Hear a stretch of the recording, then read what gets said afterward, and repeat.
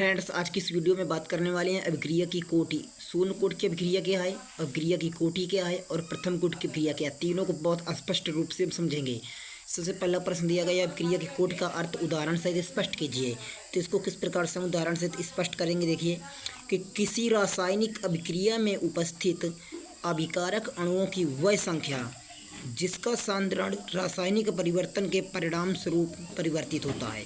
यानी कि इसे दूसरे शब्दों में कह सकते हैं कि किसी रासायनिक अभिक्रिया में जो उपस्थित अभिकारक होते हैं तो अणुओं की वह संख्या होती है जिसका सांद्रण रासायनिक परिवर्तन के परिणाम स्वरूप परिवर्तित होता है, यानी बदलता है, अभिक्रिया की कोटि कहलाती है। यह प्रायोगिक रूप से निर्धारित अभिक्रिया दर समीकरण में सांद्रता पदों की संख्या के बराबर होती है। अब इसका मैंने उदाहरण एक दे रखा है। सबसे पहले क्या लिखेंगे, अभिक्रिया एन देख रहे हैं आप, स्मॉल एन और capital A plus small M फिर कैपिटल बी, यानी कि एन और एम जो प्लस में दिया गया ये आपका स्मॉल में रहेगा और ए प्लस बी ये आपका कैपिटल लेटर में रहेगा। तब इसको हम बनाएंगे तो क्या बनेगा, उत्पाद बन जाएगा। अब इसके लिए भी एक वेग व्यंजक दिया गया है जो आप ये देख रहे हैं। अतः इस अभिक्रिया की कोटि जो होगी x प्लस वाई हो जाएगी, क्योंकि ए बी यहाँ पर कॉमन पहले से ही मिल रहा है तो यहाँ पर हमारा हो जाएगा x प्लस वाई जो स्क्वायर पर मतलब घात में लगा हुआ है। अब क्या निकालेंगे कि x तथा y का मान n तथा m के समान भी हो सकता है और उससे भिन्न भी। तो ये रही हमारी अभिक्रिया की कोटि, जिसे मैंने बहुत आसान शब्दों में समझा दिया है।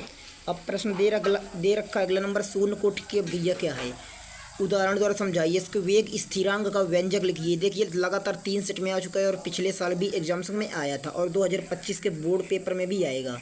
तो इसको कैसे लिखेंगे, शून्य कोटि की अभिक्रिया को देखिए, वह अभिक्रिया जिसकी दर अभिकारक अणुओं की सांद्रता पर निर्भर नहीं करती, यानी कि एक ऐसी अभिक्रिया जिसकी जो दर होती है अभिकारक अणुओं की सांद्रता पर निर्भर नहीं करती, शून्य कोटि की अभिक्रिया कहलाती है। बहुत ही सरल शब्दों में मैंने बता दिया है।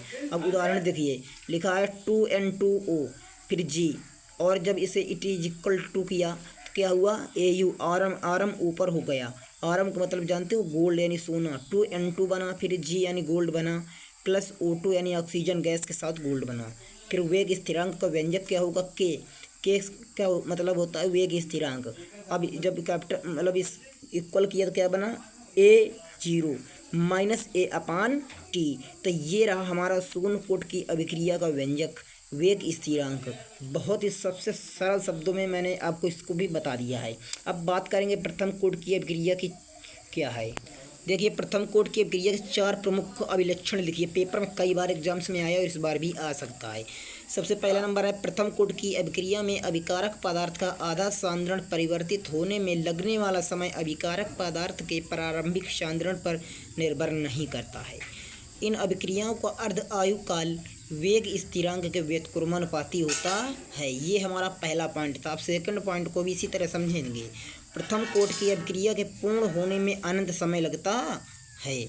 इसी प्रकार तीसरा नंबर और भी सरल है। प्रथम कोटि की अभिक्रिया के लिए समाकालित वेग समीकरण निम्न है। कौन सा है, k बराबर 2.303/T log 10 A/A minus x। चौथा नंबर पॉइंट है, प्रथम कोटि की अभिक्रिया के वेग स्थिरांक की इकाई s⁻⁻1 होती है। ये रही हमारी प्रथम कोटि की अभिक्रिया। मैंने सभी अभिक्रियाओं को बता दिया है। जल्दी से जाओ चैनल में सब्सक्राइब कर बेल आइकन प्रेस करो।